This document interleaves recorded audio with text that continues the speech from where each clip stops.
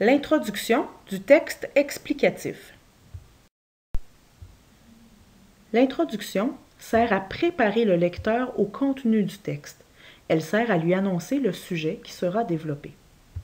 Dans le texte explicatif plus précisément, l'introduction sert à présenter la question que l'auteur s'est posée et les réponses qu'il utilisera pour répondre à cette même question. Une introduction conforme contient 3 parties: le sujet amené, le sujet posé et le sujet divisé. Le sujet amené est une mise en contexte, une vision élargie du sujet. Je ne dois pas y retrouver la question en pourquoi. C'est plutôt dans le sujet posé que je retrouverai ma question de départ, mon sujet précis. Dans le sujet divisé, on mentionne les différents aspects, c'est-à-dire les réponses, qui seront élaborés dans le développement du texte. Pour commencer mon texte, je peux utiliser un fait observable, un fait historique, un fait d'actualité ou encore une expérience personnelle en lien avec la question du texte. Voici un premier exemple de sujet amené. Chaque automne, nos forêts québécoises se transforment. Le vert de l'été fait place aux différentes teintes de jaune, d'orange et de rouge.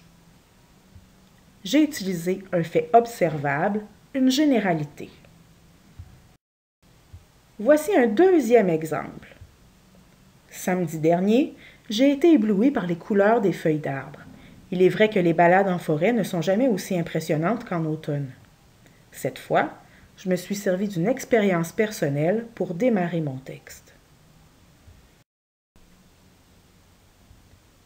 Je dois maintenant ajouter un sujet posé. Je reprends le sujet amené par un fait observable et par la suite, je précise mon sujet. Je pose ma question. J'obtiens alors « Chaque automne, nos forêts québécoises se transforment. Le vert de l'été fait place aux différentes teintes de jaune, d'orange et de rouge. » Évidemment, ces couleurs n'apparaissent pas sans raison. Pourquoi les feuilles d'arbres changent-elles de couleur?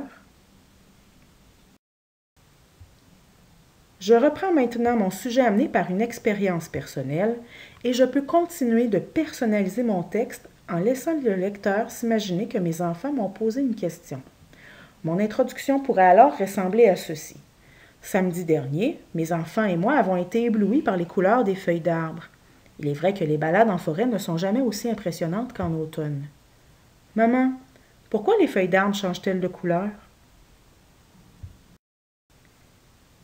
Il ne me reste que la troisième partie à ajouter, celle où on retrouve les aspects qui seront développés.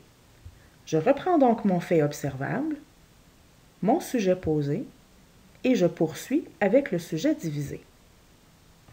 Chaque automne, nos forêts québécoises se transforment.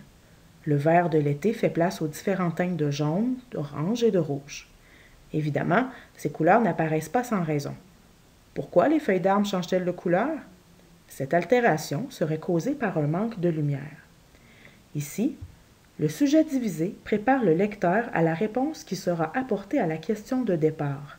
Le lecteur peut supposer que le manque de lumière expliquerait le changement de couleur des feuilles à l'automne. Voici un deuxième exemple de sujet divisé pour terminer l'introduction débutée par une expérience personnelle. Samedi dernier, mes enfants et moi avons été éblouis par les couleurs des feuilles d'arbres. Il est vrai que les balades en forêt ne sont jamais aussi impressionnantes qu'en automne. Maman, pourquoi les feuilles d'arbres changent-elles de couleur?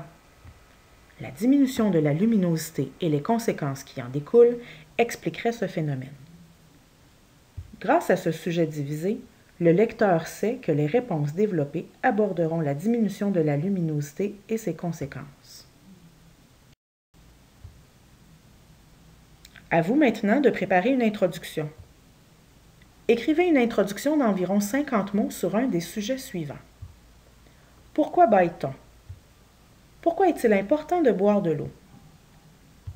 Pourquoi les filles ont-elles froid? Chaque partie de votre introduction peut tenir en 1 ou 2 phrases. Rappelez-vous que votre question doit se trouver dans la deuxième partie de votre introduction. Lorsque vous avez terminé, présentez votre introduction à votre enseignante. Bonne rédaction!